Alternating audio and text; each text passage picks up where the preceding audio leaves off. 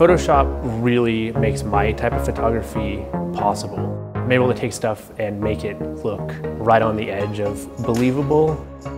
I get hired a lot by people who want big murals or they want cool paintings or designs, and I can take a sketch that I've done, bring it into Photoshop, turn it into a beautiful piece of art, and present it to my clients. When you're an online business, it's so important to have a cohesive look. Photos that go to print, those can all, with a few basic Photoshop tools, can have a unified look. I'd like to say I was a studious person and read the entire guidebook for Photoshop, but I wasn't that way. I was more of an experimenter. Almost all the retouching that I ever did was kind of old school. And then when Content Aware came out in Photoshop, I could not figure out how to make it work. So I actually had to go back and watch some tutorials on it, and I use it all the time now.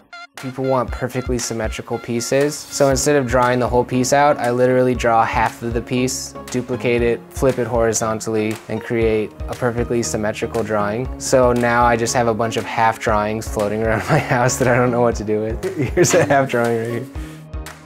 I started experimenting with warp tools to try to make packaging mock-ups that would look somewhat realistic, but it wasn't until I realized that you could use smart objects that I really had a breakthrough. When I learned how to use the Magic Wand tool, that was huge. Anytime I take a picture, whether it's for a client, a magazine, an ad agency, I use Photoshop. I use Photoshop to create realistic packaging mock-ups. I use Photoshop to create my pattern covers. I use Photoshop to create digital art. I use Photoshop for everything I do.